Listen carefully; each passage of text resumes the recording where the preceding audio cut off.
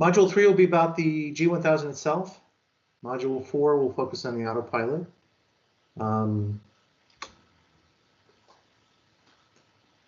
Let's talk about what we're going to cover tonight. Sorry, one more slide thing I'm trying to fix here. Thank you. So these are the things that we'll cover. We'll be dealing with the IFR flight plan. This is a big part of it. One of the big differences between flying IFR and VFR and the G1000 is really you have to be focused on the flight plan. So the temptation might be to use some direct commands outside the flight plan. We're not going to do that anymore. Everything we do will be done through the flight plan. So we'll learn how to edit the flight plan, be able to activate legs, vectors, direct to, and then we'll go through instrument approaches.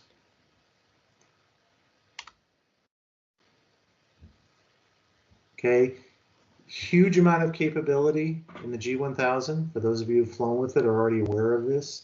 The problem with that also is that it requires a lot of focus on your part to make sure that you are using the right features and using them the right way. The problem I think all of us have found with GPS before in the instrument world is that you're only basically one button away from fouling up an approach. And unlike when we used to do it with terrestrial navigation, you know, ILSs, VORs, there really was always another VOR or another ILS head or something else to do it. When you foul up your GPS settings, you're pretty much done until you can get it reset. So it requires practice and proficiency on your part.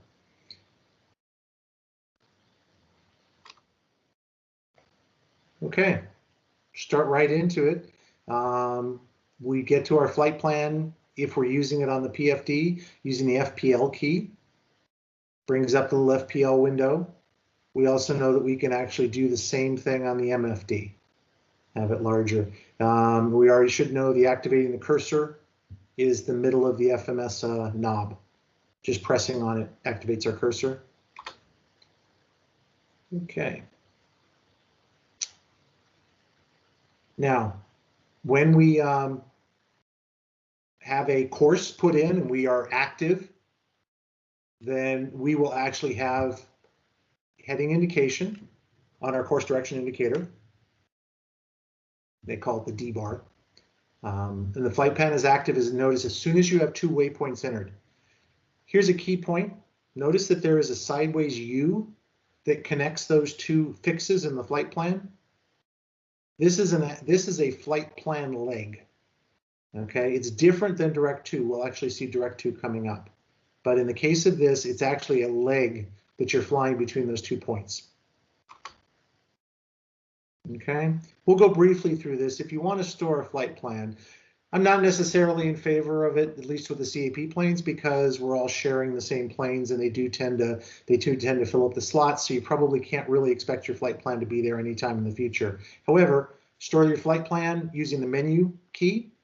We know the menu is context sensitive. It depends on what you happen to be doing at the time, what comes up here. So in the case where you have the flight plan up and when you bring up the menu, you'll have these options. The other options here that are probably even used more often are going to be the invert and the delete flight plan. When you save a flight plan, you end up on the second page of the flight plan menu, and you can store your flight plans here. Notice that we get 99 flight plans that's allowed on this one.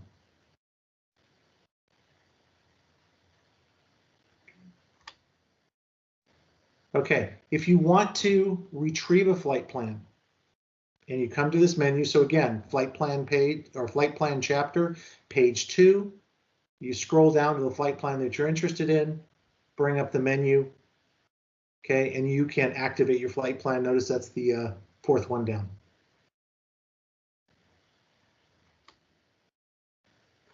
Okay, this is something you can do regularly, inserting new waypoints in an IFR flight plan. Okay, remember that it inserts above your current position, so in between. So in a case like this, it's going to put it above the highlighted one and below still.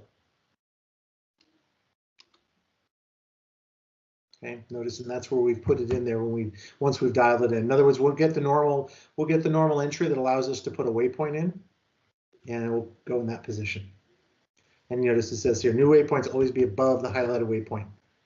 Okay, if you want to delete a waypoint, again, highlight it in the same way. You press the FMS knob, use the large knob to scroll back to the waypoint that you'd like to delete. You press the clear key, it'll ask you to confirm. You press the enter and delete. Okay. Direct to an IFR waypoint. Basically, highlight the cursor, you press direct, and then enter. So it's actually 2 enters that'll get you in there, or to get you for the direct navigation. Oh, and there you have it. Press enter to confirm. Okay, here's the thing I was talking about earlier at the bottom. Notice that we no longer have the sideways U symbol.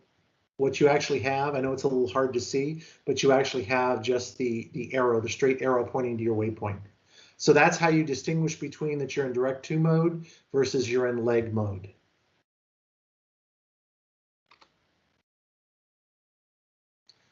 Okay, I'm going to go past this relatively quickly, but it does show you that you can actually use the direct to that's not in the flight plan. I find it to be a little confusing, so that's why I tend not to use it. See, in a case like this, notice that there's nothing to the left of your flight plan waypoints. So it's not actually navigating to that. Where it's navigating to is at the top of the screen there. It's navigating based on the direct that you put in there. But it won't sequence. So it will not go to any of these other points on the waypoint within the flight plan. So if you want to notice down here, they tell you how to cancel direct to navigation. Okay, press direct and then press menu. So again, that's a little confusing too. Finding that menu actually turns out to be relatively, it's non-intuitive. At least I found that way, which is again why I tend not to use this mode. However, if you'd like to, if you want to set up the auto sequencing beyond your direct to waypoint, basically what you do is you take it and you put it down into your flight plan. So notice what they have. You activate the cursor. You go down to the waypoint that you'd like to insert above. You put in your direct to waypoint. You just scroll it in. And the system already knows it's navigating to that point, so it will actually convert. So it will go from the left screen to what you see on the right screen. Now, from that point forward, as soon as you reach that waypoint, it will transition to the next waypoint.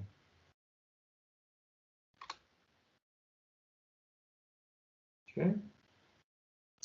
Activating leg after vectors.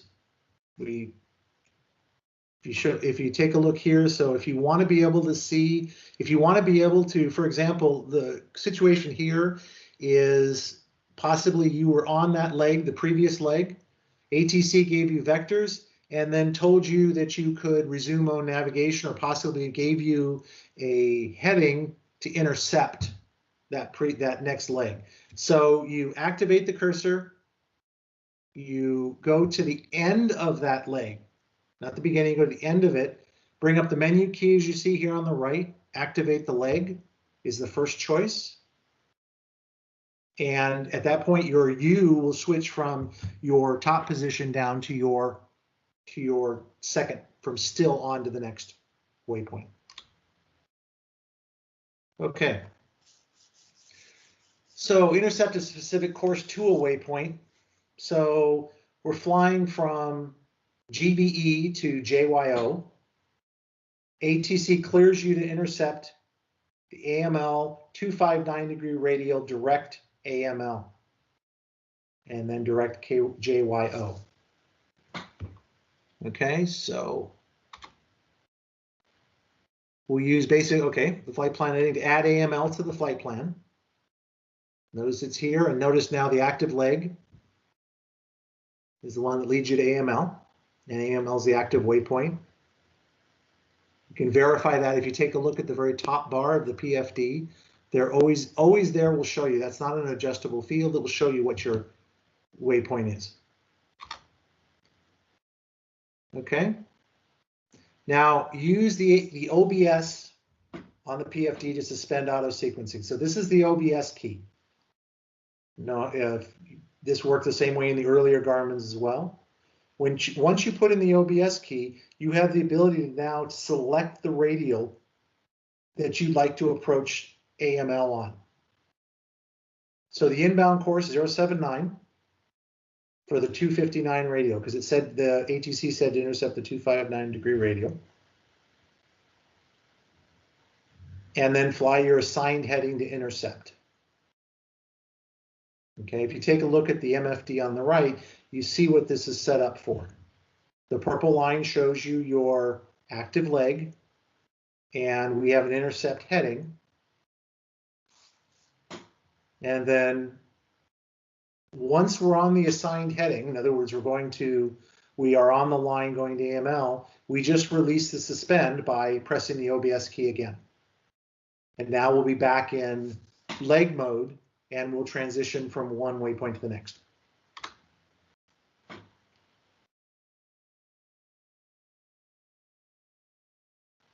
think what we're really showing here is just the fact that you can have multiple instruments on display here.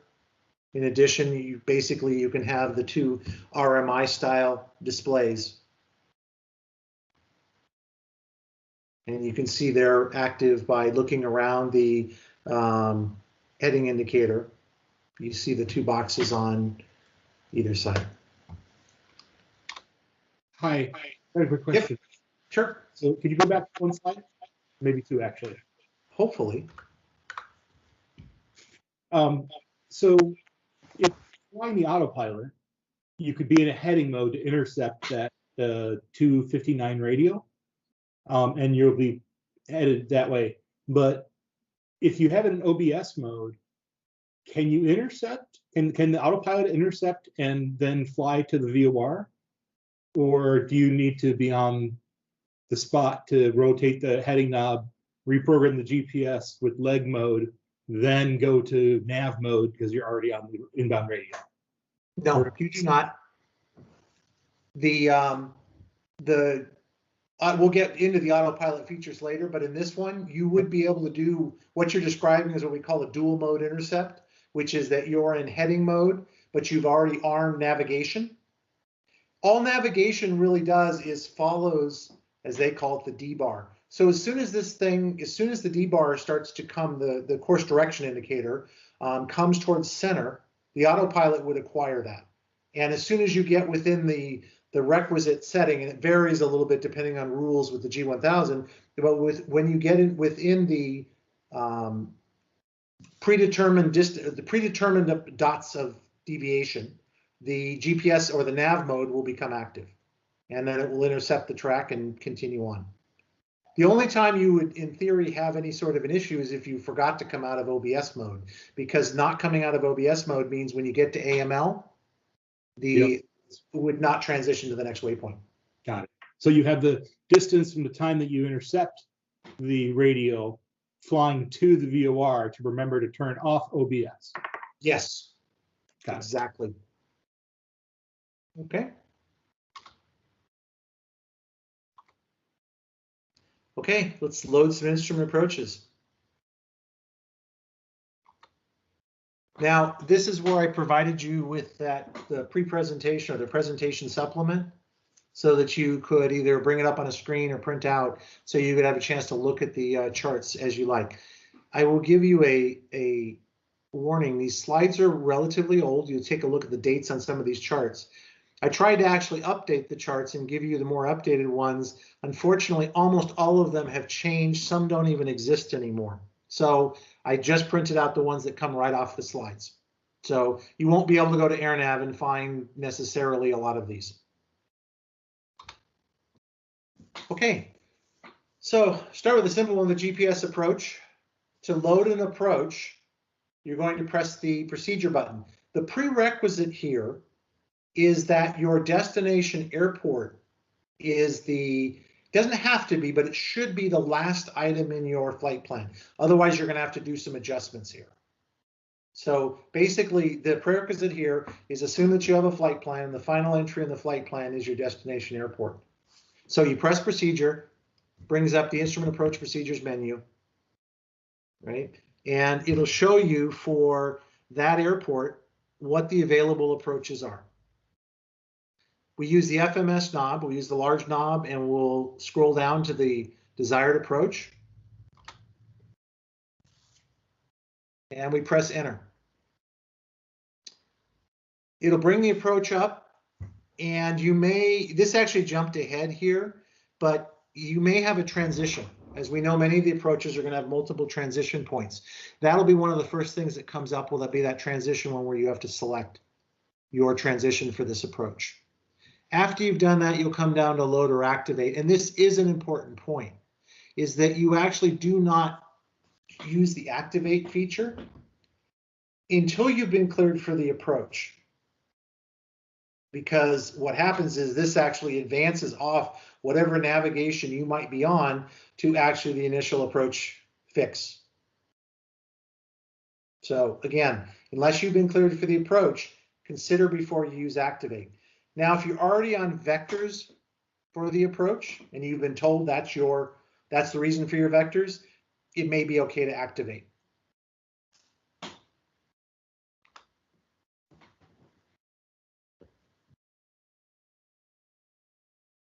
Okay.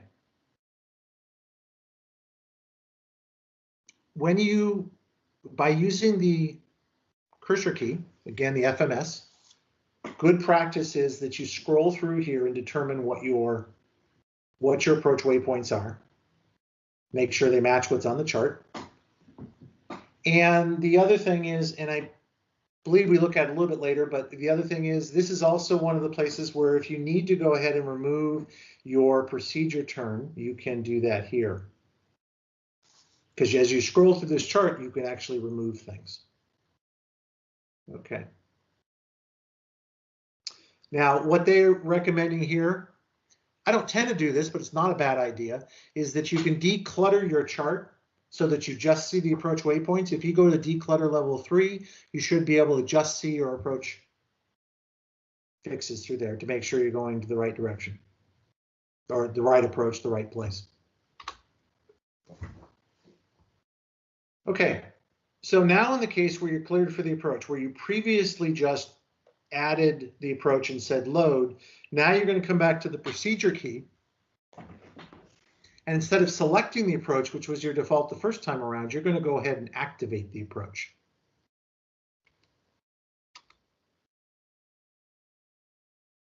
Essentially, once you activate the approach, this is what you'll see is that your initial approach fix will be your direct to waypoint.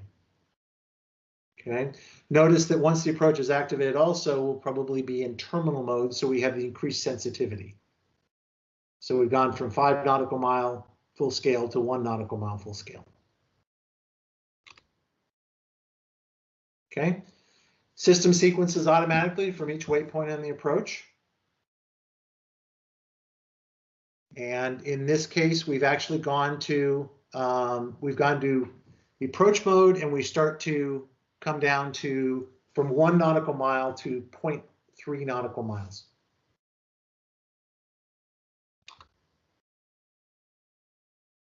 Okay. And here we go when we actually arrive at the final fix on our approach prior to starting, or at the missed approach point, prior to starting our missed approach, we get our arriving at waypoint note. Okay, when you cross the missed approach point, the system will suspend execution of sequencing of waypoints, I should say. You actually have to take a step in order to allow this to move forward. Now, one of the ways that this can be done is to actually hit this unsuspend key, or in all of our newer G1000 aircraft, you have a go around button, which actually takes you out of suspend mode and advances.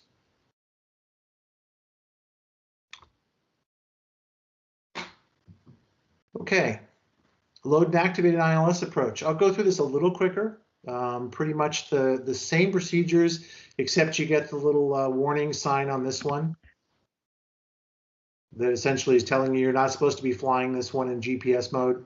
You're only using it for the GPS part of it, you're only using for guidance or situational awareness.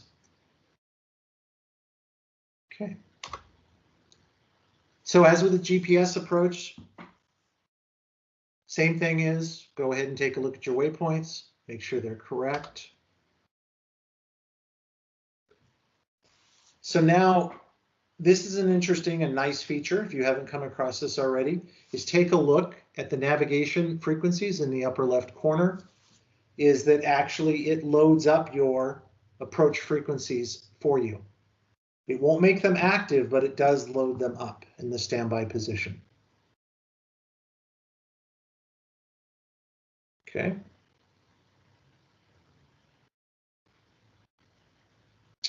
Load an IRS approach GPS as your navigation system will load.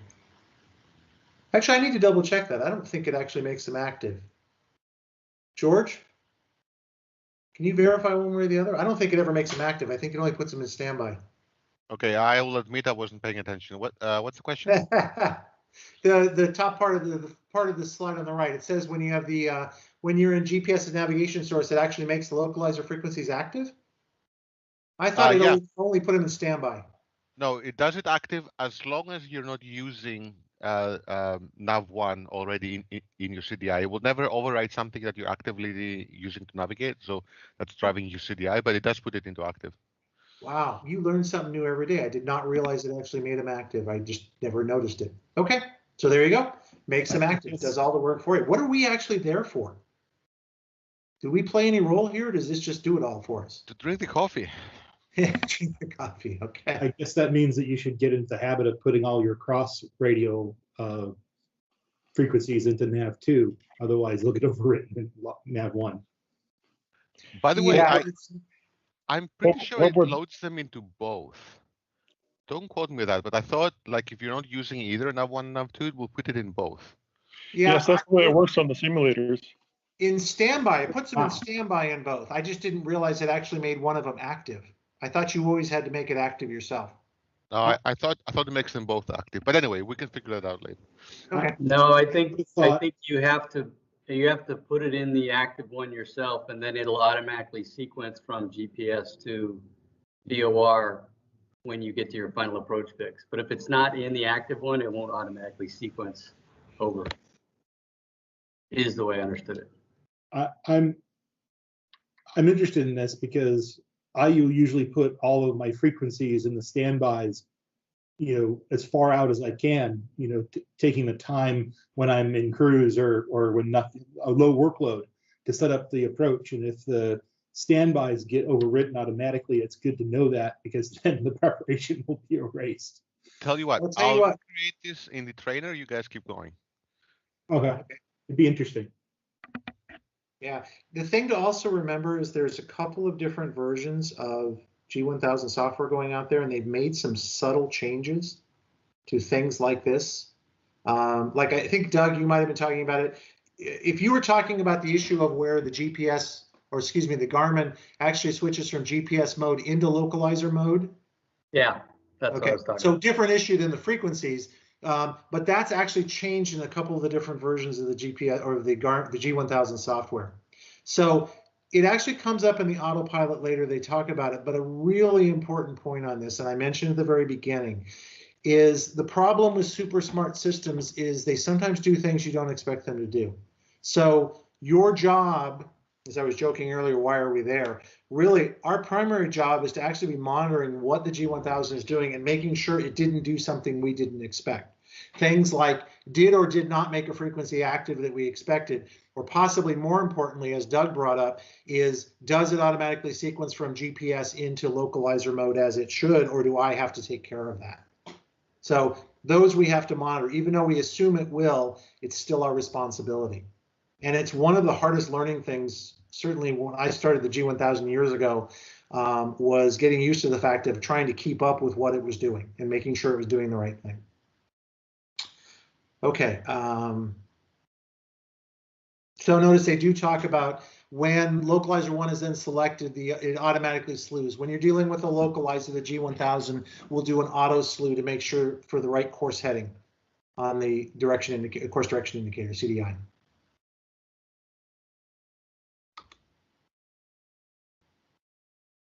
Okay, so here we are. Aircraft is outbound to the clad intersection here on the ILS. Just to fill in, yeah, so it does activate both nav1 and nav2 with the localizer frequency, as long as your CDI is in GPS. If your CDI is in nav1, it will only do it for nav2. Interesting. Okay. Thank you, George. Okay. Thanks, Upon crossing clad, right, which is our initial approach fix, the system suspends auto sequencing. Now, in this case, where we're not running on the autopilot, it's up to you to fly the course reversal. Okay, and the G1000 will provide you with the recommended holding pattern entry. Isn't that cool? May not always be the one that you would have picked. And the system will actually take itself out of suspend mode as you turn on the inbound segment. If you need to make another turn in the hold or you haven't been cleared, you're going to need to then manually suspend by pressing the OBS key, because otherwise the GPS will auto sequence onto the next leg.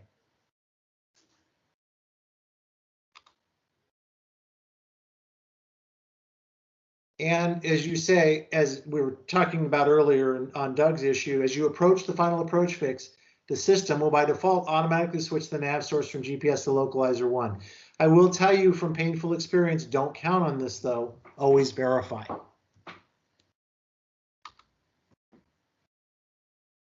Okay, as we're coming in, notice how our glide slope is represented here in our box to the left of our altimeter. So what we're seeing here is that we are underneath the glide slope here, represented by the green diamond.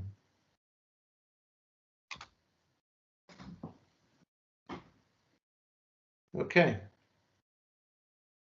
Go back for one. Okay. So load and activate the missed approach. Once you approach the missed approach point, the system has auto suspended until you start to execute your missed approach procedure, which requires you to unsuspend, or in our case, we're going to use the go around key or go around button.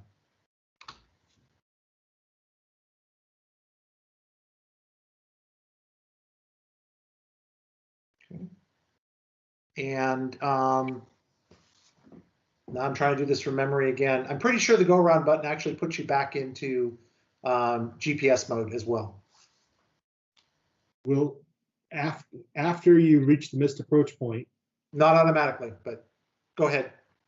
After you reach the missed approach point and you unsuspend using either the go around button or the suspend soft key, is the guidance that is given to you at that point to the missed approach procedure, or do you need to program / fly that at that point? Well, what it provides you with the next point, like what we have here, will be the next step down in the missed approach procedure. In this case, okay, it shows you the missed approach holding point. It's not necessarily always the next point. Sometimes there's a little more of there might be a little more of a complicated missed approach procedure that's involved here. But after you hit the go around button, the GPS, the navigation provided by the flight plan is the missed approach procedure, and you should fly that. You don't have to program anything in. You should not have to program anything in, but just keep in mind that there might be headings until you intercept and other things that are involved in a missed approach procedure that aren't always represented completely in here. But you shouldn't have to add any points to the missed approach procedure here. It's a high workload part of the flight, and it's just good to know that you hit the go around button and you fly the GPS with any additional modifications, yes, briefed before you started the approach. Yes, that's the whole idea. And in fact, it gets with our newer aircraft that have the envelope protection system in them, pressing the go around button doesn't even disengage the autopilot. Your job is primarily to add power and monitor.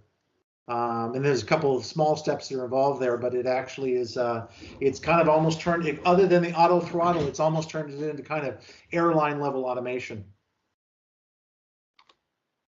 Neat. I'm sorry, do I have another question? Okay. I said it was neat. Oh, yes. One thing I've noticed in the simulator is that if you're flying a VOR approach, it's not as automated as if you're flying an ILS. In terms Well, of, it won't necessarily auto slew. well, and What it won't do you want automatically. there? What else?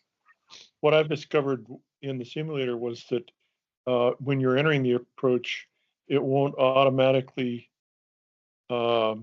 switch to navigate on the VOR like it will with an ILS. I believe it does not. It's only the GPS to a localizer. Yeah. Yeah. And if I remember rightly, I think the missed approach was less automated too, but I don't remember the details. I'm not aware of anything because you're back to basically GPS mode at that point. It's possible. You have to change the CDI. So there's a reason for that, by the way, that doesn't switch automatically to VOR, and that's because the AIM allows you to fly Right. final approach segment with the GPS as long as you monitor the VOR, which you can do with the RMI needles. Right. Aha. I was going to say that you can fly it. You can fly the procedure. I thought it was only to the final approach fix that you could fly it using GPS to replace VOR. Well, that's the only part of the procedure that you would have to be on, that you have to monitor the VOR. Ah, got it. Monitoring at that point. Got it. Okay, so if you want to load and activate a new approach procedure, you can pretty much do that at any time. By selecting an approach, or by, when you go to the procedure key. Okay. In this example, we've already selected the ILS 3.2. So now we're changing it to select a different initial approach fix or vectors. You press enter, and then we're back to the issue of load or activate. Okay. At any point in time, if you want to activate the vectors to final feature, you can do that. It's one of those choices on the procedure menu.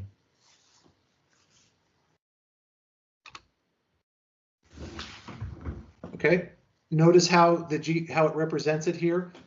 When you activate vectors to final, you basically just get a straight line extending out from that final approach fix point on the way back. Now, the problem with vectors to final is you don't necessarily always have all of your waypoints that are in the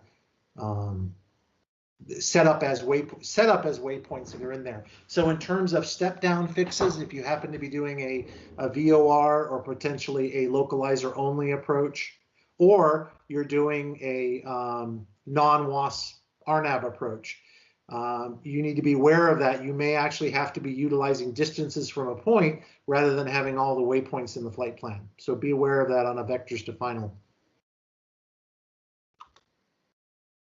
Okay, load and activate SIDS, Standard Instrument Departure Procedures. So you should have copies of this here for us to use as guidance as we go through it. Okay.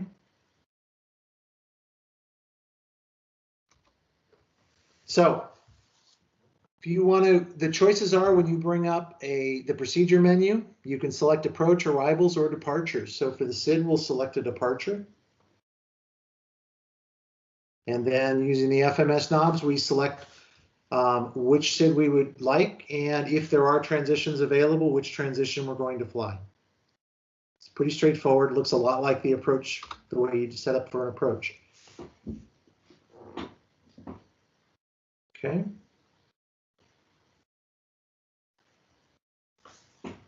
Now in this one, when you can set up for the, as they've shown you for the waypoint page here, you can take a look at what the whole departure procedure looks like. Okay, stars. I guess in our super turbo pressurized 182s, we might occasionally get a star. Same process for loading them up. Basically go through the procedure menu, you select the fact that you'd like a star, and then you pick the appropriate star. And in most stars, there probably are some transitions. So you'll be asked to select that as well. Okay. So what do we have here? We have the Cope 4 arrival, which has been loaded but not yet activated. Notice how in the U here, the active segment that we're flying is actually the one that takes us from the other airport to this airport. We have not actually activated the star yet.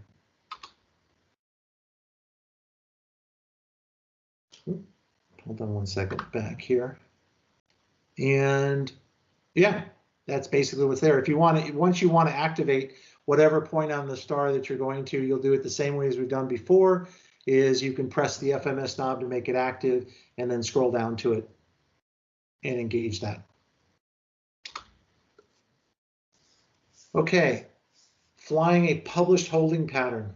All right, so this is the holding pattern on the ILS-3 at Cho. Notice, just like we talked about before, as you get close to it, the FMS will provide and depict a recommended holding entry pattern. And if you're flying with a GFC 700, which most of our aircraft, all our G1000 aircraft in Group 2 have, it'll actually fly the holding pattern for you. No more going to heading mode and steering yourself around the holding pattern.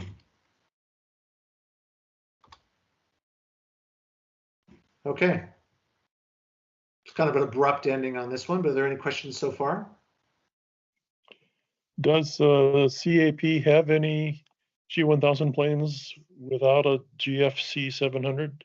Yeah, I believe there are one or two, well, throughout CAP probably. In California, I think there's one or two. George, are you aware?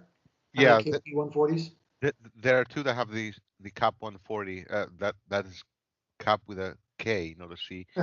and the thing, as far as I know, there's one in Sacramento and the other one somewhere in SoCal.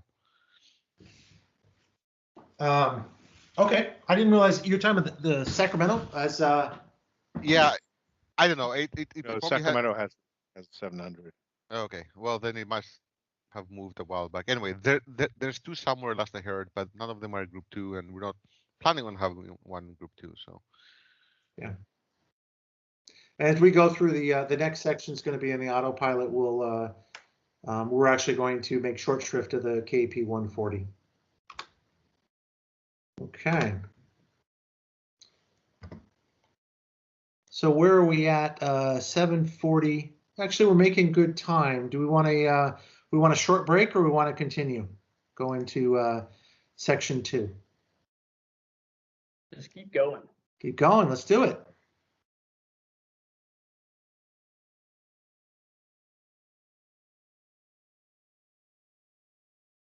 Okay, module 4. We're going to focus on the autopilot in module 4 for IFR usage. So basically the same thing here in terms of the skills that we're going to acquire and utilize. As most of you have probably found out when you started flying with GPS, it's incredible situational awareness that it adds to you, but it also can make you a little lazy. It behooves you to basically maintain your situational awareness, and sometimes you have to work harder to do it. All right, so we're going to look at automation. We're going to focus primarily on the GFC 700. In fact, almost exclusively on the GFC 700 for tonight. Okay, this is important. We had a pretty high-profile accident in New York related to this. We do not have auto throttle. You are responsible for managing your power. When you level out after a descent, if you may need to add power. When you go into descents, you will need to potentially reduce power. Your responsibility. I know I shouldn't have to say it, but it's a good reminder. We do get a little lazy sometimes flying on the autopilot. Okay, I'm going to move through the KAP 140 slides. Just for nostalgia purposes, I'll let you guys take a look at this. There you go, see?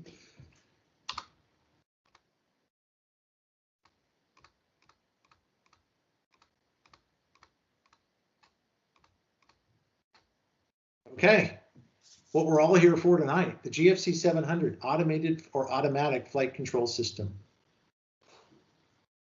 We're going to talk about both the flight director as well as the autopilot, which composes the entirety of the AFCS.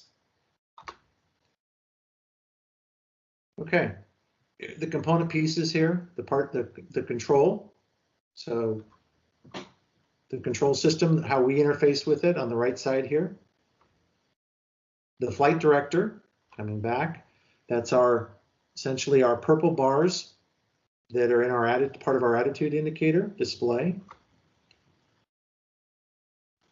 The autopilot itself, which is what drive the servos that drive the flight controls.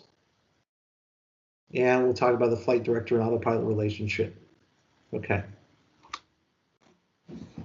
Okay, we know it's called an AFCS because it's more than just an autopilot.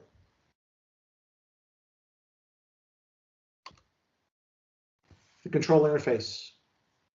Just take a look at that. So 2 rows of buttons, 2 columns of buttons, I should say. 2 columns of buttons, the heading knob on the top, and then the altitude selector on the bottom. We'll actually go through pretty much most of these features that are in them.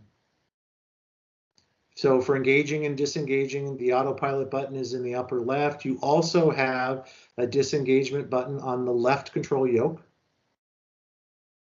As well as you will find that the bottom right circuit breaker in front of the pilot, which is generally collared, actually allows you to disengage the circuit breaker for the autopilot system as well. The FD button on the other side is the flight director only control. You can engage just the flight director. Then our various modes here are lateral modes, heading, navigation, approach. Well, approach is kind of a combined mode. It has lateral and vertical guidance. Then on the right side are altitude and VNAV are our vertical modes. As well as down here on the lower left, vertical speed and flight level change for controlling our selecting vertical modes of navigation, and then nose up and nose down are our adjustment knobs or adjustment buttons. I want to highlight this, what they call the control interface here, or the display, is this is a really important thing for you to get to basically put into your scan. The procedure that we want you to follow when you're flying with the Garmin Autopilot or the GFC 700 is that before you make any changes, you look at this display and determine what mode am I in. So for what mode and what mode do I want to be in? Then we make the adjustment and then we come right back to this display to make sure the adjustment is correct. Because the adjustments that you make may not give you the desired results. You may end up in the wrong mode, or at least not the mode you were expecting. So it's very critical 3-step process. Review, change, review again. So what mode are you in? Make your changes. Are you in the correct mode? Now notice that there is some color differentiations here. Green and yellow are green and white are very important here for the autopilot. Green means it's active. It's the mode that we're actually on. The white over here are the modes that are armed, meaning they're waiting to apply, but they do not yet apply. They will automatically switch, the system will automatically switch when it's decided the time is appropriate.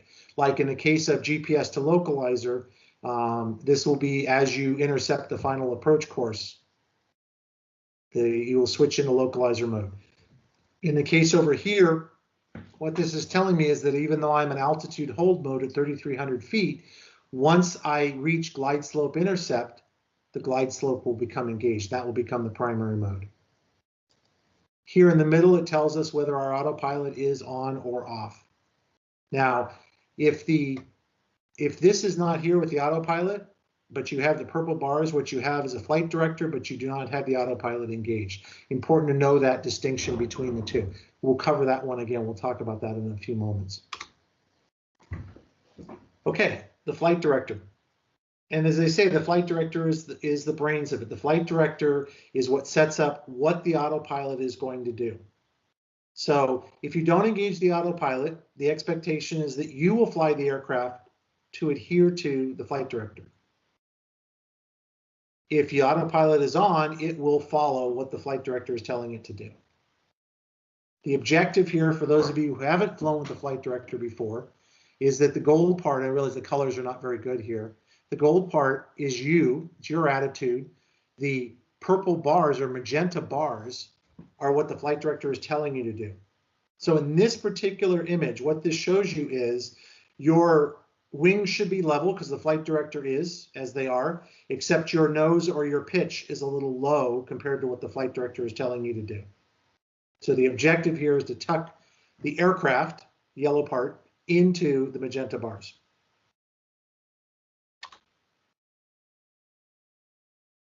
The Cessna material talks, about muscle versus brains. So the autopilot is the muscles. These are the servos that actually control the flight surfaces. The FD key engages only the flight directors that we talked about, which can be very useful. The flight director is where you can set any of the modes that you would like the autopilot to actually follow. So you don't have to fly with the autopilot. However, if the flight director is engaged, make sure that it's set up properly, because it's terribly distracting as you're going through your scan that the magenta bars are 90 degrees and pitched up or pitched down to where you think you're flying. So if you're going to use the flight director and hand fly the aircraft, make sure that you set the GFC 700 controls in either altitude hold, climb, descent, either heading mode or nav mode is appropriate. Make sure it's set up so that you're actually in a position to follow the flight director. If you don't want to follow it, turn it off.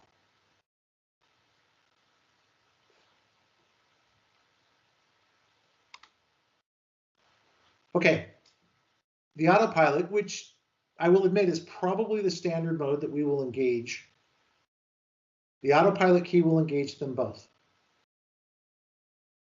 When you engage the autopilot, though, be careful of what you're engaging. Be aware of what it will be. We'll talk a little bit more about this here when we talk about the settings on here.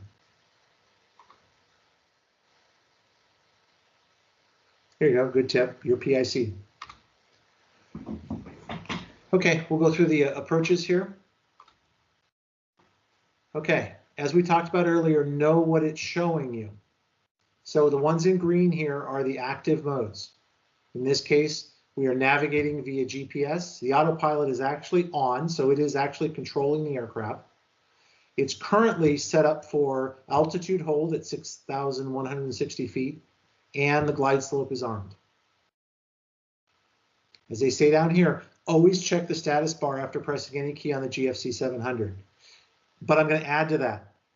Look at the autopilot bar before pressing any button.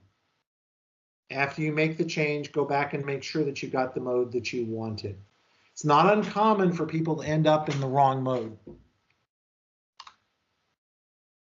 Okay, notice the difference here as we talked about earlier. The one on the left is the flight director only.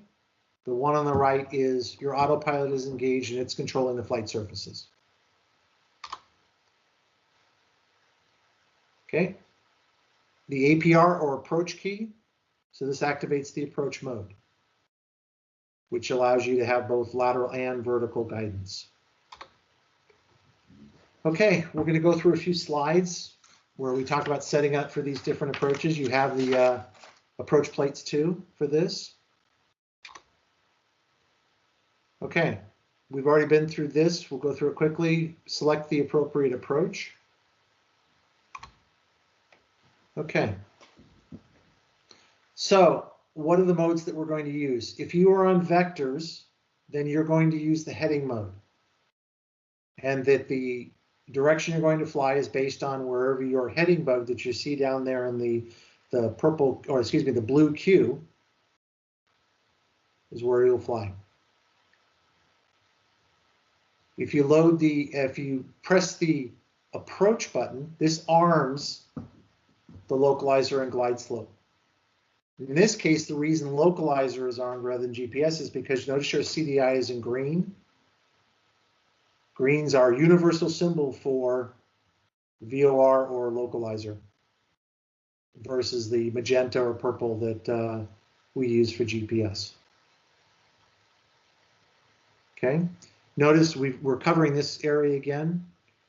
Current version of the G1000 will switch nav source automatically from GPS to localizer approximately 2 nautical miles of the approach fix without causing the autopilot to revert, meaning it will transition seamlessly for you. I'm not sure if the 2 nautical miles is actually still accurate in the, I believe we're at least one software version later than what's in here. In fact, any of the planes that have been upgraded to ADS-B had a software upgrade for this.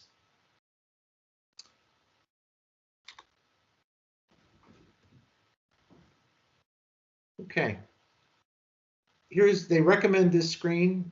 This is the flight plan screen, but it may look different than what some of you have seen, and this is because in the view, using the view button, we put this to the narrow, which means that you have your flight plan lined up all in the right column, and then you have your moving map set up on the left. I believe this was talked about in the VFR portion of it. The key here when you're going to, if you're going to be flying with this screen up, is you make sure you don't have a cursor showing. If the cursor is flashing somewhere on the flight plan, then the moving map on the left is not updating. So cursor bad in this, except when you're making a change. Cursor bad, no cursor good. Okay, different parts to it. We know we'll still always have the engine display down the left side of it. Okay. We're going to set up for an ILS localizer setup here. GPS is still selected as the navigation source. And keep in mind, this note at the bottom, it's important. If you have switched to localizer too early, you have removed the ability for the autopilot to fly the procedure turn. So you want to leave it in GPS mode in order to be able to auto fly the procedure turn. Notice it actually shows you what type of entry it's going to do to make that procedure turn. You can see it in the small box there.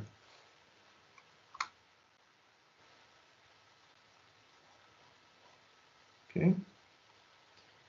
As it completes the procedure turn, and typically in the case where you have the hold in lieu of a procedure turn, you come around on your final approach fix, you're actually going to transition from GPS mode into the localizer mode.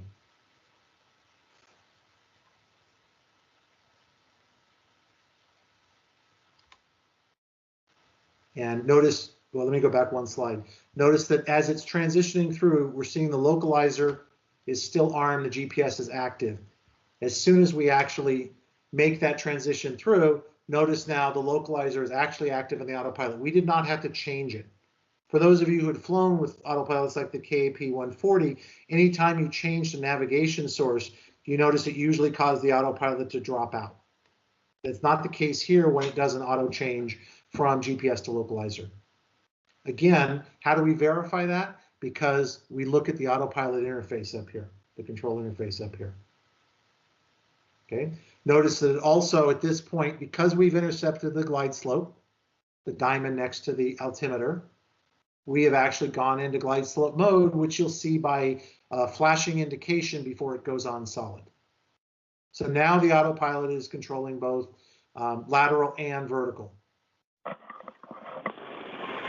Keith, is the autopilot automatically in approach mode in this instance? No, the auto, if you do not select approach mode using the APR button, one over here on the left, then you will not get the vertical guidance that you're seeing right here. Okay. Okay, it'll still fly the localizer, but it will not actually descend because glide slope is not going active. So basically what the approach mode does for you is it provides you, it engages the vertical guidance, whether it be a WAS RNAV approach with vertical guidance, like an LPV approach, or a localizer or an ILS approach. Okay, so you can actually push that kind of as soon as you hit your initial approach fix and just have it ready. Generally, yes. I've done it Okay. early before. I usually don't. I tend not to do it until I'm on the final approach course. But I don't know of any particular negatives to doing it early because it won't engage until it's reached, in the case of a localizer, glide slope intercept, or for the for an LPV, glide path intercept. Okay. So Keith, basically you press it as soon as you hit the final approach point. Is that right? Is that a good time to hit it? Well, as soon as I'm lined up on the final approach course. In the case of GPS approaches, normally you've intercepted well before the actual final approach fix. Okay. But basically, you need to do it prior to. Essentially, you should do it prior to glide path or glide slope intercept. And I use those terms separately because glide slope is an ILS, glide path is for GPS. In any event, you need to do it prior to that time so the aircraft will actually descend. Once you're actually above here, this will not chase after, the GFC 700 will not chase after the glide slope. And we can talk about that later. We don't cover it in the slides here. It's a little more advanced. You might have to use actually a vertical speed mode to go down and capture a glide slope if you've missed it.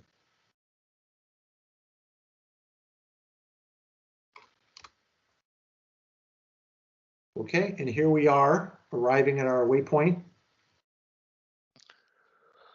Now, one of the things here, as we come back here, at this point where we've reached glide slope intercept, procedurally, what you want to do is you want to change your altitude bug to the first altitude on your missed approach procedure, so that it's prepared and ready to, as we talked about earlier, as mentioned, the higher workload that's involved, with the high workload of a missed approach procedure. So the moment you hit glide slope intercept, and you want to go ahead, if we don't have step downs that we're dealing with, then you want to go ahead and change your altitude bug to the first altitude of your missed approach procedure.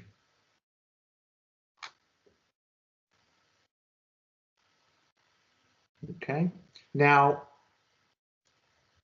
I think this is actually an older version that doesn't show us that's on here. One of the features we have with, I think it may be unique to the newer software, is that if you actually set, when you approach up, if you set up your minimums for the approach, your minimums will actually be displayed down here between the flight plan box, if it's showing, and the heading indicator. So it's not necessarily necessary up here in the altitude bug, because we actually have it showing down there, and it will actually announce that you are at minimums. Okay, VOR approaches. It's getting harder and harder to find these. You're going to need to tune and identify valid VOR frequencies. Really, you need to do the same thing with the, they didn't mention in the ILS, but you still need to identify. Now, the nice part about the G1000 is it auto-identifies and displays the identification on there as soon as it's received. This is sufficient if you don't choose to monitor for the Morse code.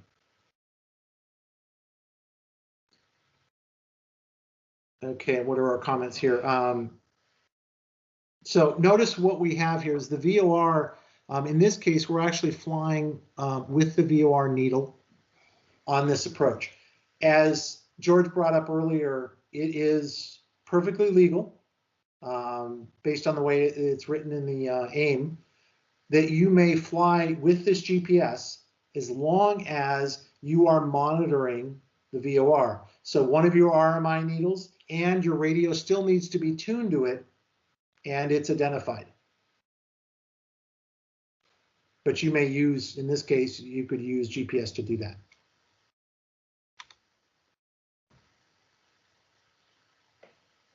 Okay.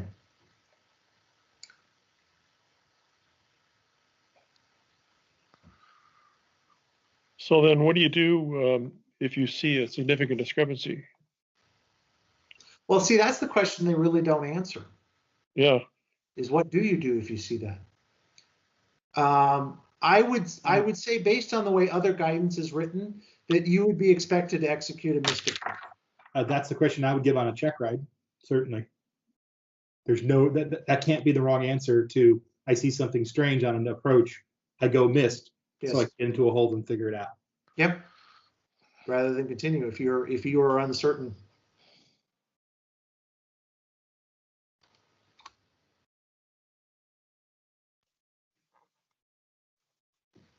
Okay. And what do we have in the okay, so in this case, what we have is coming in on our VOR approach. Notice it's actually showing us. See, in our newer systems here, in the truth of this, we would still be staying in GPS mode for any of these. So I'm going to kind of bypass this because I think in this case, we're making more work for ourselves not being in GPS mode. I mean, there's no reason we can't fly this, and basically you're just going to have to use heading mode. Right, as we show up here, you're going to have to use heading mode to fly yourself through the depicted course. But there's no reason nowadays not to be in GPS mode. Just make sure that you're, on nav 1 and nav 2, you're showing, or for your needles, for your RMI needles, you're showing your VOR. Yeah, just make sure your GPS database is up to date. Well, true enough. I suppose that could be the one case is where you could use the VOR approach as if you're GPS. But then on the other hand, you got to find out, make sure that nothing on the VOR approach requires a DME, which we don't have, that you would normally substitute your GPS for. Right. Okay. I guess what I was saying is, like, it's still not a bad skill to have to be able to fly only with VORs. Yeah, I suspect it's probably a good skill to have to fly a 4-range course too. But no, Well, the the thing is, GPS outages. yes, and GPS interference testing. This is true. Although you do have the same problem. Be wary of this. That what this implies, since we don't carry DME on these aircraft, is that you may be doing cross-radial intersection for location. If you're planning to still fly an approach where you have GPS interference issues, right? Because if you have that, then what we normally would be doing is we would be using our, if either we had DME or we had, GPS would be substituting for that. But now we're back to cross-sectional radials. So you have to make sure that it's not a VOR DME approach or a VOR that requires DME, but there are in fact cross-section radials to determine whatever distance are required. So yes, I agree with you all that we need to be prepared for that, but it's more involved than it sounds. We've become kind of dependent on all the position fixes that GPS gives us.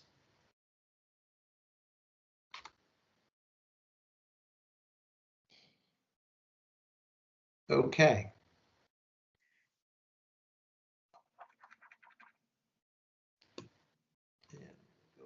To here with the VOR approach. Okay, so and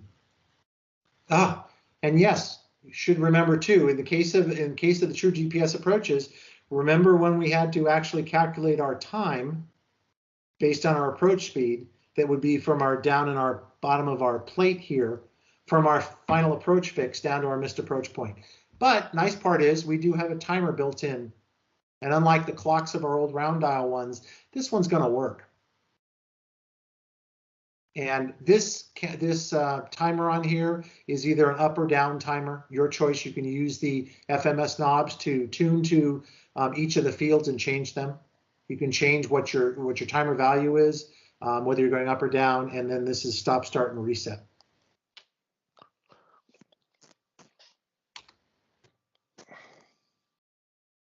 Okay. Now, in this case,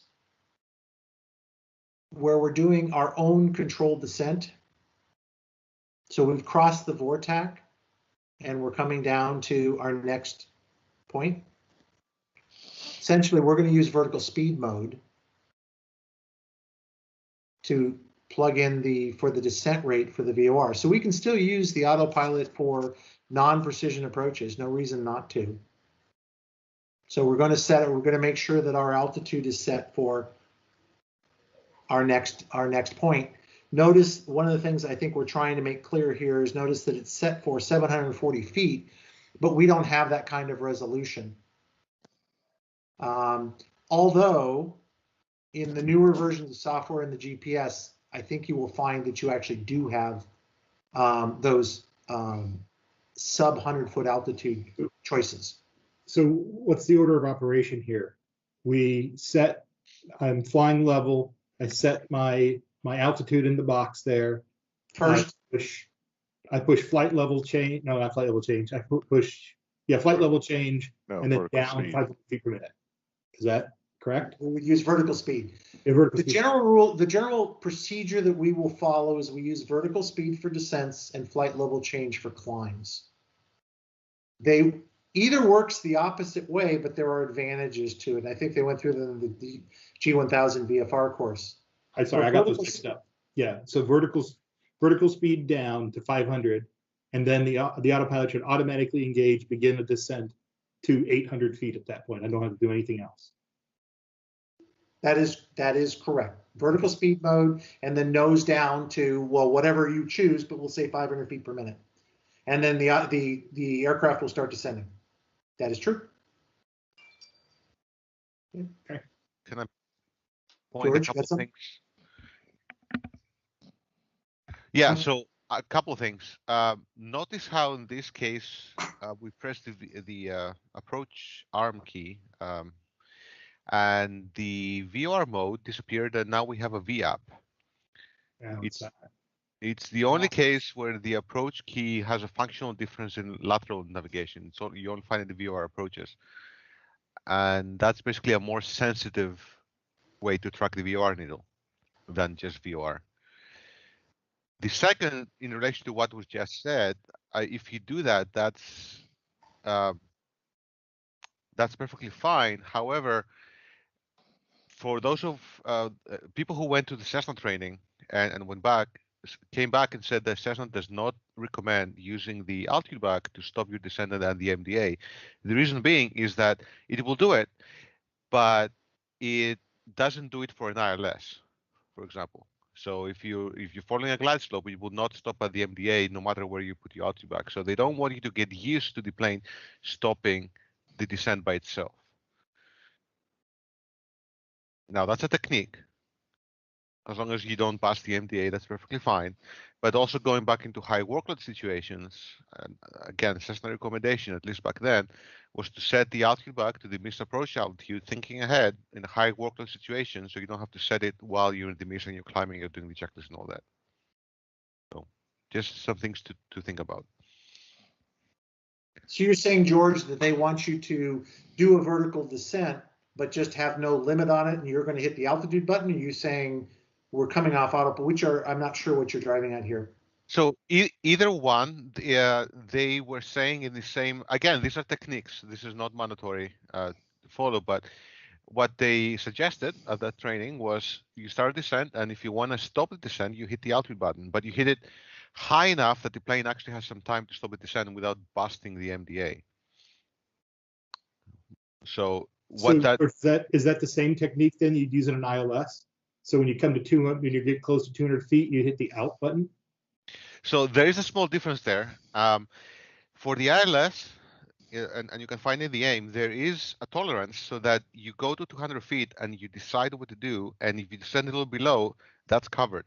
But when it comes to an MDA, that's not true. So what Cessna was teaching was, if you look at your altimeter, there's a little trend bar, basically your VSI, shows where your altitude will be in 6 seconds.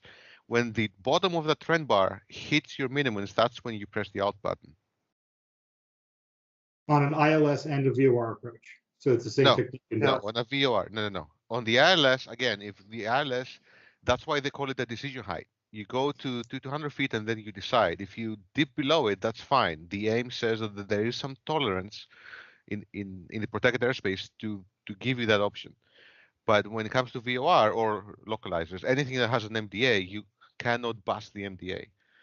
So for a VOR approach, you look for the bottom of the trend line and push the altitude button when it reaches the MDA. And for an ILS, when you reach decision height, that's when you push the alt button or go around or not. No, you're right. Yeah. So on the islands, you don't push the altitude button because you never level off. Right. You hit the go around button. Or autopilot disengage. Right. Yeah. So why wouldn't you put the MDA in? Because you're flying the VOR and the ILS differently. Why wouldn't you just put the altitude and have it auto? Oh, because they don't want you. Okay, I get it. They don't want you to feel like the airplane is going to level off by itself. You have to take corrective action at MDA or DH. But the MDA is based on the bottom of the white arc or the white trend line, and the ILS is based on when reaching decision height, deciding if you can see the runway or not. Got it. Exactly. I get it. Again, that's a recommendation, but there are reasons for it.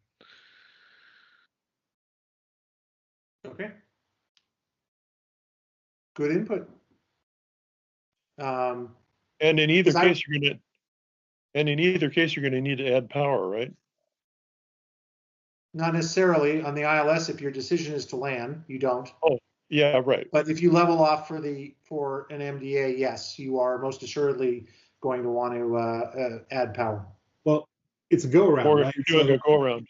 It's everything forward, get a climb going. That's gonna be- Okay. Let's be careful. Let's separate these two. Right now, for a moment, we're talking about a non-precision approach that has an MDA. Right, and so you reach the MDA before you reach the missed approach point, so you're not going missed. So you have to add power if you don't. But you'll have to add power to stay level. Right. And as George is saying, if you're going to do this by pressing the out button, I was going to go into the fact that the other recommendation, although not necessarily from Cessna, is that you want to set your altitude bug above your MDA because it may take some time to level off too, but that depends on what the actual MDA altitude is. So you've got a couple of choices here. If you actually, let's assume in this case, MDA was 800 instead of it being 740. And if you set your altitude bug to 800 and use it to level off, it's probably going to overshoot. I mean, the digital autopilots are very good, but they're not that good. So it is something also to be aware of. Can I also provide a subtlety that in practice it probably won't make a difference, but think about it, like if you're descending and the MDA is 800 feet and at 850 is when the trend bar touches 800, so you press the alt button at 850 feet, the alt mode is going to remember 850. So you're going to lose 50 feet, or it could be more, that you could be a little lower and still be legal. So again, the same recommendation from Cessna is, okay, so you press the alt button. As the plane sort of levels off, then you tap the control wheel steering button because that resets the altitude that the altitude hold mode is holding. And if that doesn't make sense, I know it's a little complicated. It's worth trying in a, well, not in a simulator. We don't have a control wheel steering button over there, but because what's going to happen is when you press the altitude button, the plane is going to descend a little more. It's going to level off above the MDA if you do it correctly, but then it's going to try to go back to the altitude where you press the alt button. Right. Right. So you're recommending tap the CWS, which will cause it to re-engage at that altitude. Exactly. Yep. Yeah, it gets. I mean, again, different techniques. I'm worried about the level of steps that we have to do it, and it's still again a high workload time. I agree. It's a technique. Just find what works for you. Okay. Now going back to the other way, when we're on let's just make sure we're clear. When we're on an ILS approach and we have a decision altitude or an LPV, then the issue is once we hit minimums, and again, in our systems, if you've programmed in the minimums, you'll actually get an audio clue as well. You have the opportunity to, while in your descent profile, to look up to make a decision. That's accounted for that dip that's going to happen beneath your decision altitude at that point.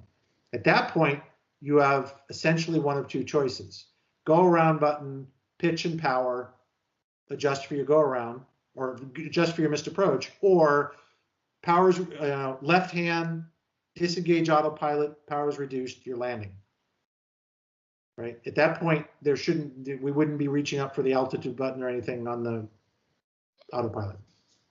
Just want to make sure we were separating those two concepts. Okay. Cool.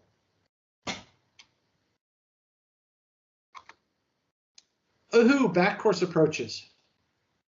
Don't do too many of these, but they are there, and the autopilot is set up to support that. This is done by using the BC key instead of the approach key. All right. Notice what it says: when in back course mode, the flight director creates roll steering commands from the selected course and generates cues. So in other words, you can fly it with full flight director, which also means autopilot capability, except that it will not provide vertical navigation. Back course mode, that's disabled.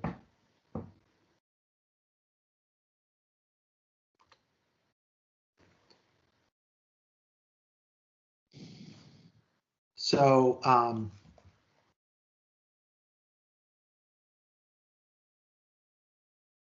if we take a look here at on this one where we have the back course programmed in, essentially from our point of view, it is going to look a lot alike here. When we come back in, you're going to, as you intercept, you'll make your left turn, you'll make your procedure turn, and then you'll be inbound. When we go inbound, where we would want to switch to from, instead of localizer, we'd want to be in back course mode. Okay, so it gives you guidance for the procedure turn. Again, notice we're in GPS mode. Now, as we've turned around and come inbound from there, notice that we've automatically switched to localizer mode, but notice the autopilot. It is indicating BC for back course mode. And you can actually see, if you take a look at your localizer, that we're actually flying the back course. Because remember, you always set your approach here. Let's go back for a second, just look at this. Okay, notice this is the back course for 08. So while our heading is 08, right? Notice where our needle is set to for there. It's set to the front course.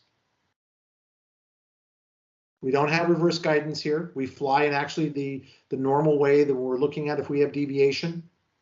If the course direction indicator starts to drift out to the left here, we actually have to make a left turn to compensate. All right, that's the advantage of having an HSI, or horizontal situation indicator, as compared to just a VOR head for back courses. So basically, it does all the work for you. The only thing that you really have to remember in this is that you need to activate the back course guidance so that the autopilot doesn't try to turn around and follow it on the front course. Okay, GPS one. It's actually the easiest of the approaches to do in this. Okay, so we're showing the RNAV GPS runway 22. This is an old approach because we don't really do these overlay approaches anymore. But we'll use this one for this one. Notice we're getting LNAV plus V, so we have vertical guidance for that, for this approach. So it gives us an advisory electronic glide path.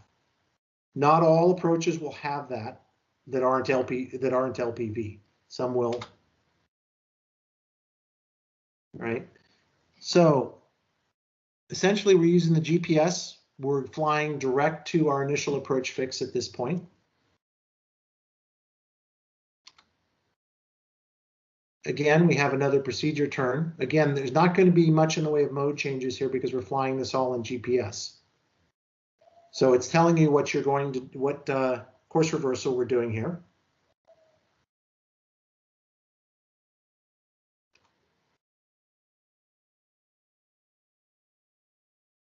We're completing we're in the course reversal now. It's a 4 nautical mile leg hold.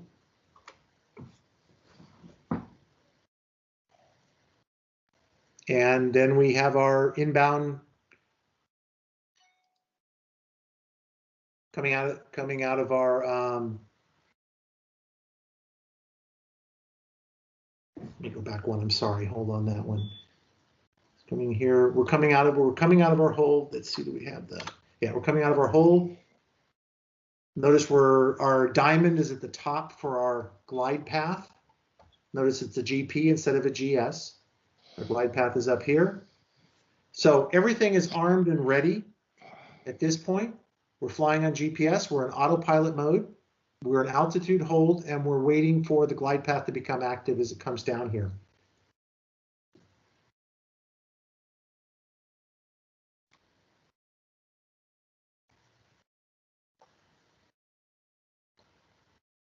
Okay. And now we're flying from our hold to the missed approach point. Notice the glide slope intercept. Glide path went active because it turned green, and the descent will start. Now, notice that we're actually below the altitude already that's set up here, but I want to bring up a point, and we touched on this earlier. In glide path mode and glide slope mode, the autopilot will not stop descending when it intercepts this altitude. Make sure that sinks in. In glide path and glide slope mode, that's the one time where we're doing a descent where this is not a limiting factor. Wait, you said glide path and glide slope. You're saying for GPS, LMAV, VNAV approaches, the same thing is true? Say it again. So you said glide path and glide slope. Glide Yes. slope obviously is for the ILS, which you're talking Yes. about now. But glide path, you said, was for GPS approaches incorporating vertical navigation, probably LPV approaches, actually. So LPV or sometimes LNAV plus V. So for an LPV or an LNAV plus V approach, if it's on GP, it won't stop at the oh right, because it's a glide path. Yes, it's a glide path. Now, vertical navigation features utilize the altitude bug setting. But glide slope and glide path, anytime you have a diamond here, whether it be green or purple, or magenta, sorry, green or magenta here, this is not a gate altitude. This does not prevent the autopilot from descending beneath it. It's worthy of knowing that. You can use it as a indicator if you want, although again, in the newer software, we actually have minimums that normally display down here in an audio cue that's here. We normally recommend that in a case like that this altitude is set to the first altitude in the missed approach procedure. But it will not stop the descent. It'll actually fly all the way to the ground. Okay. Hey Keith, real quick, Yep. for that example, you would hit the approach button as you're coming out of the hold, right?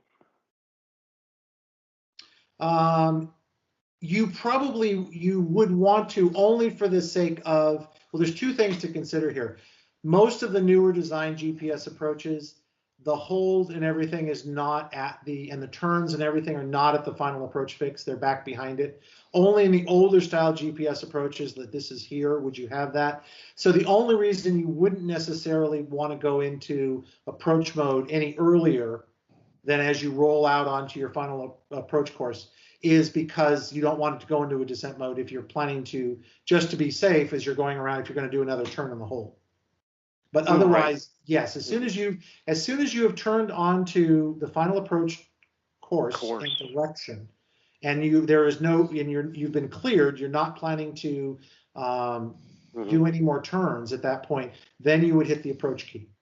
Cool. And you want to hit the approach mode key prior to the diamond becoming midsection here, because you won't chase it. So you have to activate while you're still beneath the glide slope or glide path. Great, thanks. Okay. Keith, I've got a question too. At what point would you disengage the autopilot? Is it at a misapproach point, where either you land or you don't land, or you do a missed approach? Would you disengage your autopilot at a missed approach point?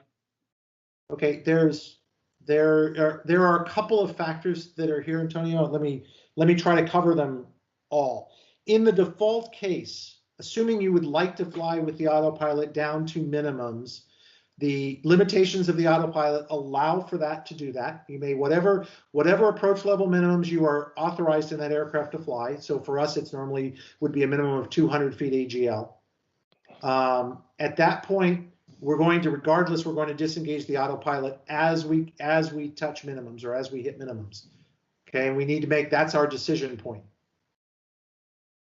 If you want to disengage early, you certainly can, but you are not authorized to fly it. If you're asking, can I continue to fly it down towards the pavement? No, you're not authorized to do that. The autopilot must be disengaged at minimums. Now, the reason I said that there's a few new wrinkles here is because in the newest of the aircraft that have the envelope protection system in them, the go-around button behaves a little differently. Previously, the go-around button disengaged the autopilot and set the autopilot settings or the flight director settings for the go-around mode. But it was up to you to advance power, to pitch the aircraft, to initiate the climb, and then you may re-engage the autopilot. With the newer aircraft, the go-around button does not disengage the autopilot. You are still responsible for adding power and ensuring the aircraft climbs, but the autopilot stays engaged. And in the case where you've made the decision to land, then you're going to disengage the autopilot, left hand on the yoke, autopilot disengage, trim disconnect. Okay. Thank you. Okay.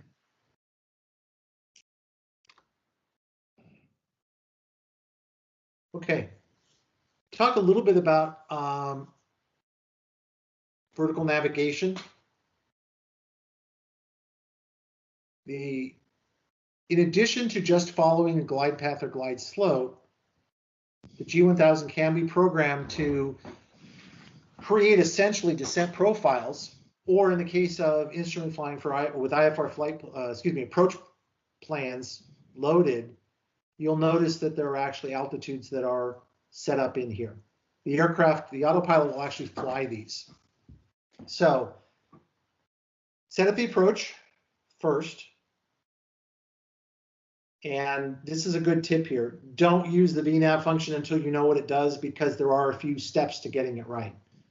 And you may have to be prepared to, if it doesn't behave, you may have to switch from, you either may have to disengage the autopilot, or you may have to go from VNav into vertical speed mode to descend according to the procedure.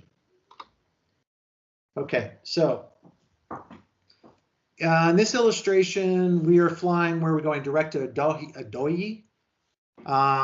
We're altitude hold at 3,200 feet. We are armed for the approach because we can see that we have the glide path symbol there, so we're in approach mode. Okay. So we're in approach mode. We verified the mode. Okay.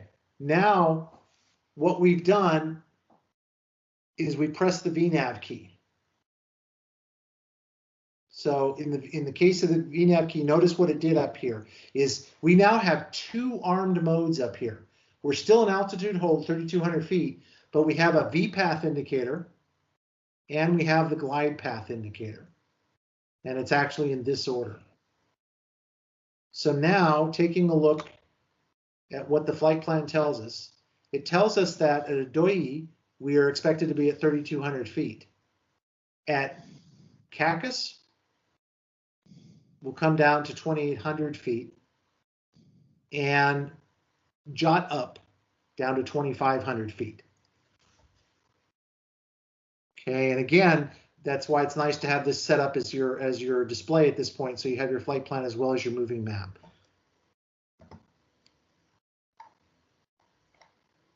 Okay.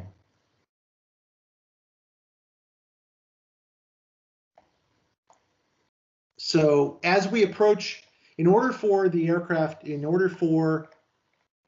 the system to actually descend,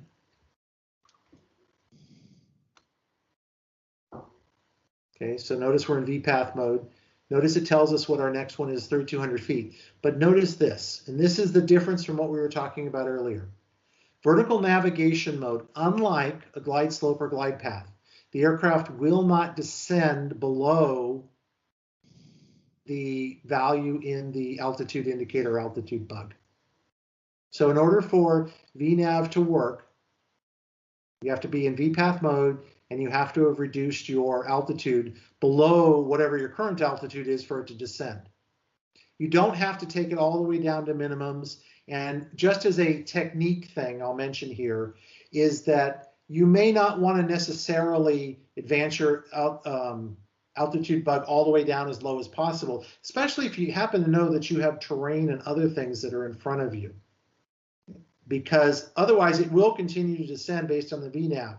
But you can use the altitude bug to actually limit it even though you're in VNAV mode, because it will stop at that altitude. So now, as we approach a DOI for caucus, notice that we get not the diamond, but we actually get the little chevron here, the sideways chevron. And essentially this becomes our glide path or descent profile. So as soon as this comes down to be aligned with the line, our plane, it'll actually start our descent downward, down to, in this case, it'll descend to 2,800 feet. And the idea is it should cross caucus right at 2,800 feet, and then continue the descent, if you recall earlier, to Jada, which the next one down was 2,500 feet. Notice it's telling us in 1 minute. You'll also get a audible cue that you're reaching that point, that you're within 1 minute of your descent. And that's a clue for you if you haven't already turned on VNAV mode using this button here, VNV. That's a clue for you to do it. Okay, once you have intercepted, notice it switched into VPath mode. And your descent has started.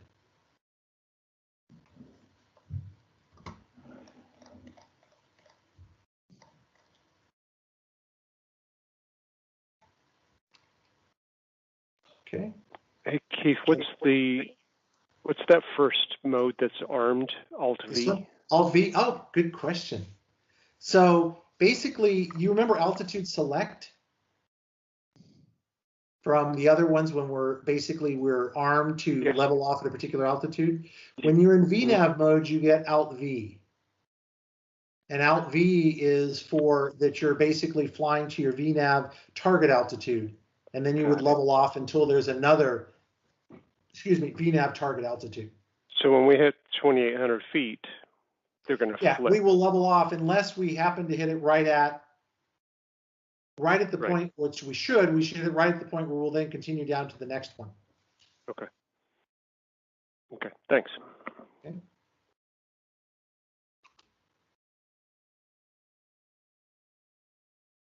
And we're in our descent.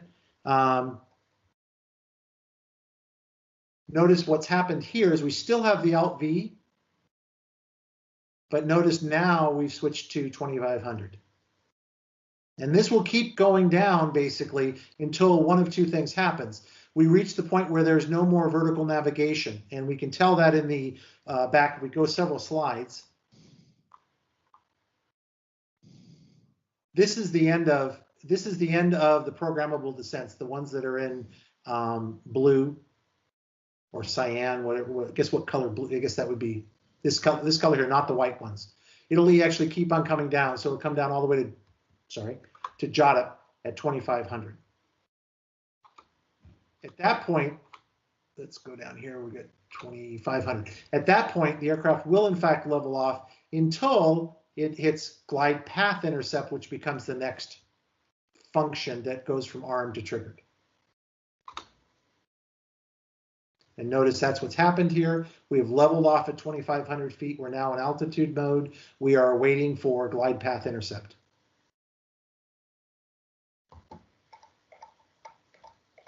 So that was a lot there. Did we kind of catch that? Went through an awful lot. Let me go back just quickly. This is worth looking at again. Okay, so we're approaching our point. We've armed VPath mode with the VNAV button right here. We're still looking ahead. We are already on approach mode. We have the glide path. and we've reduced the altitude bug so that it's below where we'd like to, below where we're at now, so it'll actually start descending, and whatever altitude you choose to have it in this case, it's probably, this must be the glide path, this will be the glide path intercept altitude they're looking for. That would typically be what you'd put it in. You could have put it at 2400 and everything would have worked correctly. You in could this have. example. You could have. Oh, in fact, this must be actual missed. This must be actual missed one, and that may very well be a good one to.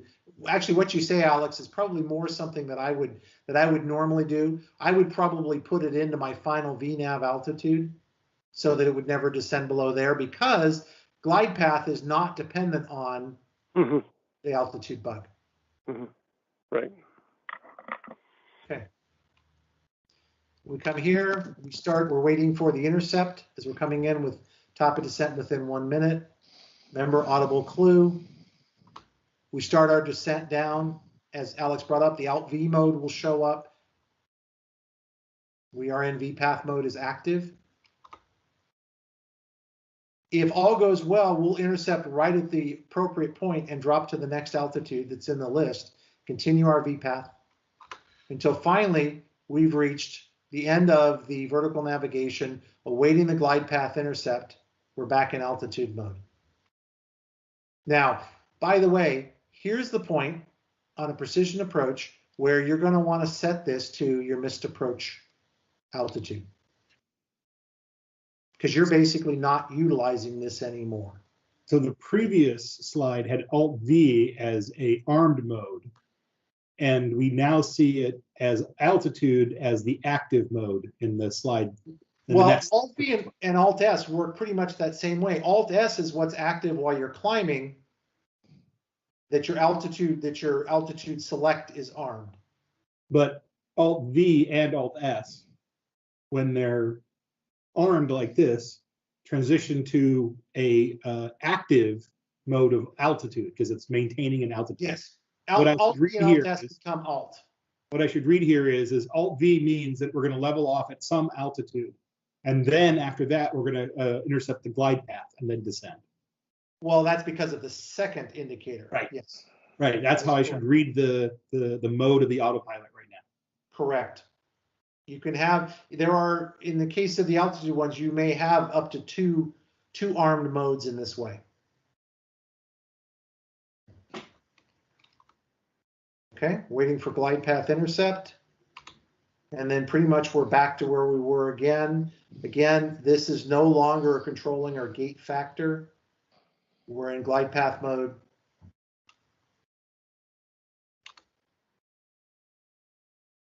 And now we are tracking glide path as we were. And again, this by now should be in your missed approach altitude.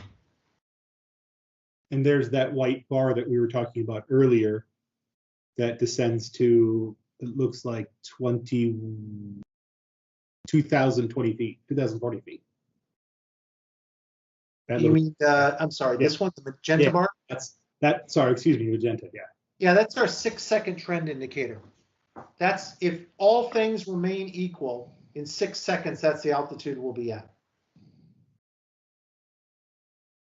Correct? Or were you thinking it's something different? Oh no, we were talking about that earlier. I just saw it. I was like, that's what we were talking about. Mm-hmm.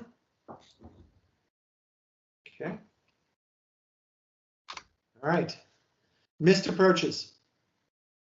Now, again, this applies to the aircraft that we have because none of our aircraft at this moment have that envelope protection system. So at this point, if a go-around is necessary, well, in all cases, you press the GA switch, pitch, and power. What is the old one we used to use? Clean, or what is it? Cram, clean, climb, and confess. Cram, climb, clean, cool. Cram, climb, clean, confess. Thank you. Or communicate. Cool, communicate. Mm-hmm. Yes. Yes, cool for those of you with high performance engines. That's true. I'd open the cowl flaps. Okay, so in any event, all those same rules still apply.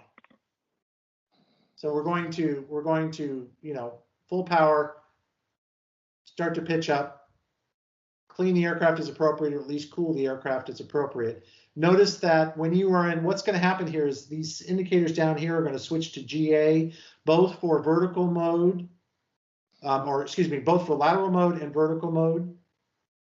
So lateral mode will basically be maintaining your current heading, and vertical mode will be about a 7 degree, I thought it was 7.5, but 7 degree nose pitch up on the flight director. So to give you visual guidance in order to establish the aircraft into a climb.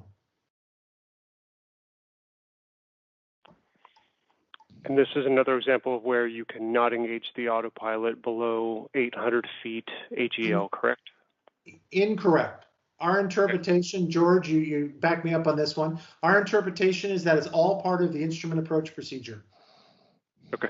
So you are an instrument approach. You may, once established in your climb, and you verified that you are at power and you are climbing, then you may re-engage the autopilot. You concur, George? Yes, that's exactly right. Okay, And you thanks. also have to verify that it's giving you the appropriate directional guidance. It is not yet. Oh, By design, what's happening but here, I mean, if you're in heading mode, I'm just saying that if you But want to be in heading mode, you need to verify that that's what you're in. no, I want to make the point here. It's not heading mode. It's Okay. GA mode. Down here in the lower left, this is your altitude. This is your, autopilot command interface. Uh-huh. This So is what what's the heading happens. difference? Is So- it sets it to GA mode and GA go around mode and go around mode for both vertical and lateral, which is current heading, right? But not actually heading mode. In other words, you can't adjust it by turning the heading knob. Oh, I see. Got Right? it. So it's designed to set you up on the current, basically runway heading. Runway heading, 7 degree pitch up. So So it gives you basically, just guidance to get yourself stabilized into a climb. yeah. So basically, it's just to get you from I'm going missed, get the airplane going in the right direction, and then you need to get the autopilot. And then- sorry, I missed on the cough. What was the last thing you said? I said, and then after you've gotten, it's a high workload part of the flight. So you hit go around, the autopilot goes into a go around where it's straight ahead and climbing as a Yes. go around. Then once you've taken a deep breath and accepted the fact that you're going to miss, then you need to reprogram the autopilot. That is, Otherwise, you're going to be correct. climbing forever and heading straight out forever. That is correct. And let's go right here. So now, once you have established yourself in the climb and on that heading, then you press the autopilot to re-engage because your flight director is still active. In other words, with the go around button disengage the autopilot, but not the flight director. Now, the CDI soft key, that's actually interesting. Hey, George, doesn't the newer version of software change back to GPS mode when you hit the go around button? Yeah. Our planes will kick you back into GPS. Yeah, so it's not required anymore when you just go around button. That will include switching back to the GPS navigation source. Now what you need to do is you need to set your autopilot up for the mode that you want to go to. You're still in GA mode, so you need to set your lateral navigation, which is most likely going to be GPS. So you're going to need to hit your nav button because your CDI is going to be set up for navigation mode, or for GPS mode. So you're going to hit your nav button, and then you're going to decide whatever your climb mode, appropriate climb mode is. We would normally use FLC, flight level change, which will default to the current airspeed that you're at. So if you've set yourself up at full power, 7 degree pitch, you probably have a reasonable airspeed. You can switch to flight level change. If you need to change that, as we know, you can use the up and down key buttons here. Now, notice they say use the alt knob to set the altitude for your prescribed level off. You should have already done that. That we actually took care of before we went into the missed approach. So now, at this case, once you've gone into GPS mode or nav mode, and you've set FLC, and your altitude bug has already been preset, basically, your aircraft is back on autopilot flying the missed approach procedure. And in most cases, it's going to fly the complete procedure. But again, you as the pilot in command are responsible to ensure that what it's flying is what the missed approach procedure actually is.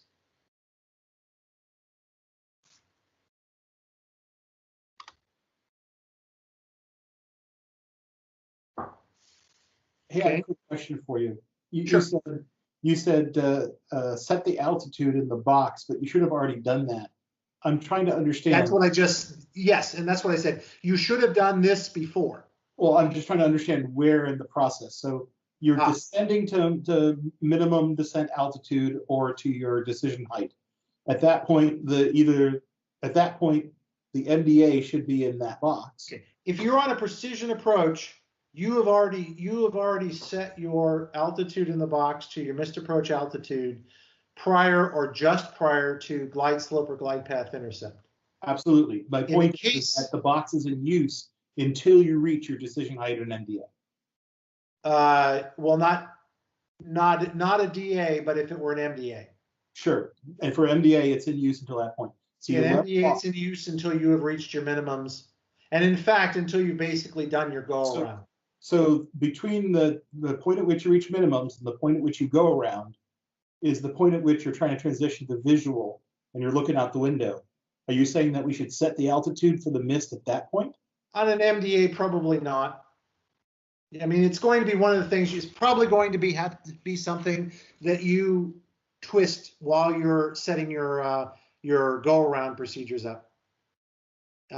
Because you're right. Typically, if you're leveled off at your MDA, you're focused on not violating your MDA and trying to pick out your airport and deciding, when am I going missed? It's a high, as you say, it's a high workload time, and I don't necessarily want to be. I don't want to be spinning a knob at that point. It would feel like when you hit go around and you've got the go around autopilot settings of straight ahead and climb, and if you're hand flying, that's a good time to do it because they've given you a specific amount of time and go around until you set up your go around, and setting the altitude is part of that. So it seems like that is the time that you have the amount of headspace and the workload allows it to be done. I'm just trying to understand. I would concur. Okay. I think that's going to be your best because you're not going to get to your altitude no matter what it is. Right. No matter how low it is, you're not going to get to it immediately. Exactly. So you're probably have time once the autopilot's re-engaged climbing to go ahead and set your autopilot altitude, and then after that, engage FLC mode. So it's go around, make sure the airplane is going around, either hand flying the bars or the autopilot is taking you up, whatever the right thing to do is. Then set up your missed approach, which includes setting the altitude that you want to climb to as an initial. Yes. So you would change your lateral, potentially change your lateral guidance to nav mode, verify that your altitude is where you're want to climb to, or adjust it, and then engage FLC. Got it. And then verify the command interface for the autopilot to make sure you are in fact in the modes you expect to be in. Right. Like checking power and checking cow flaps. That's like a step that you should do all the time. Check the autopilot to make sure it's set up to do what you want it to do at the end of everything. Hey Keith, we just confirmed that if you adjust the altitude bug after you enter vertical speed or FLC, it does not arm altitude select. Is that right? Say one more time, please. I'm sorry. So I think I've made the mistake of entering vertical speed or FLC and then changing my altitude bug, and I don't think that works, right? It won't. There could be a gotcha if you cross through the altitude you're in. Okay. I would have to go try that to be sure because, like I say, part of my procedure is always that I verify that my altitude is where I want before I engage a vertical speed mode or FLC mode. Right. And I'm almost positive I've twisted myself up doing stuff like that, and doing what you're saying is definitely the right way to go. Yeah. Okay, it's possible that would be one we want to try in the simulator and see what it I thought it was pretty good about it, but it is possible there's an edge case in there somewhere where it doesn't. No, I think it works. I mean, the whole thing is when it comes to leveling off of the altitude, it's not that smart. If the altimeter equals the altitude, it will engage altitude select. That means if you're climbing and your altitude is below you, will never do that, and you can change the altitude. It should So work. does that mean that when you adjust the altitude bug, it automatically arms Alt S mode? It's already armed. So I mean, if the heading bug and the altimeter are equal, then obviously Alt S isn't armed. But as soon as you turn the heading bug and engage a vertical mode, does that automatically arms Alt S? I believe. I think I've seen that. Alt S pops up when you roll the heading bug and you're in a vertical. You mean I assume you mean altitude bug. Yeah, I'm sorry. Did I say heading bug? I'm sorry. Yeah, I mean altitude bug. I meant altitude bug. If you change the altitude and you're in altitude select, nothing happens. Altitude select, when it shows up on your PFD, it says Alt S and then altitude. So it tells you what altitude it's holding. You can move the altitude bug all you want, and nothing happens. The altitude bug comes into play in vertical speed or flight level change. Right. So if either of those two modes is enabled, and you change the altitude bug, Alt S should be armed at that point. There's no other button to push to say, I want you to level off at the altitude. Setting the altitude bug tells the autopilot that. Question. I'm not confident I understand the question, to be honest. So when you press flight level, so just like this slide, when you press vertical speed, you also get altitude S armed. And what that is waiting is for the altimeter to equal the altitude bug. And it's going to activate as soon as that happens, if it ever happens. Well, George, here's a question that the one I haven't played with, and maybe it's the root of what Alex was actually alluding to earlier. What happens when you cross the current altitude with the altitude bug while you're in, say, vertical speed or FLC mode? Well, so the altitude bug changes in hundreds. So likely you might cross it, but it will not equal. So it never equals, so it just switches to the other side, but altitude select is still active. Okay. Got it. Okay. Yeah, but it's worth, Alex, from your point of view, if you've seen it happen before, if you think you can set up in the simulator, try that. I'll try. The problem is, when you experiment with this stuff so much, you create all kinds of things that aren't realistic, so yes. It's hard to know if I just twisted things to pieces or if this is really something to be worried about. But I'll play with it and see if I can figure that out. You guys are all bringing up a good point, and the truth is, the more you fly with the G1000, your success at it and the autopilot will be in doing procedures a certain way, the same way every time. For instance, the King flight directors work exactly that way. If you change the altitude preset, you have to rearm it, otherwise you'll fly right through the altitude. Yes. The CAP 140 is classic for you actually have to arm it first time around. So, okay. We good on this one? We move a little. Okay. So notice that when you're on the way to the hold for a missed approach, notice the suspend key is pressed here, or this LBS key is pressed, which means we're in suspend mode. Because basically what's going to happen is you're going to fly you to your missed approach hold, and then it stays there because you have nothing beyond that point. And then you're getting set up. What they don't cover in here is that while you're in your missed approach hold, and you start messing with the GPS to set up your next approach that you may have given, keep in mind that very quickly what's going to happen is you're going to have changed from being in your missed approach hold to being activating whatever your next approach is. So be aware, you need to be prepared to complete that. If you're setting up for your next approach, you need to be able to complete that hold by your own means, which may mean resorting back to heading mode. to maintain your hold. Because the moment you actually go back and hit procedure and select an approach, right, you very well may come out of where you're at in the hold. It depends. Definitely do not activate your approach at that point. We don't have slides for this to show that, but it is an important point. If you're in the hold getting set up, don't mess up your hold. Make sure that you're in a position to, to load your next approach. And if it does remove the hold that you're in at that moment, that you are in a position to still navigate until you're given clearance to start on your next approach. It's just a gotcha that comes up when you end up doing these approaches and going to holds and then doing the next approach. It's pretty easy to mess up your existing hold while you're getting set up for your next approach. This is a fun one to play with in the simulator, and I'd recommend that. Just real quick, one thing I've heard to help with that is to set up your next approach in the flight plan catalog, in a different flight plan, and you get it all ready, and then just activate that flight plan when you're ready. Actually, that's a very good tip. I'd never actually thought about that before. And then you can just have a one-button activation. Yep, just load that new flight plan and go.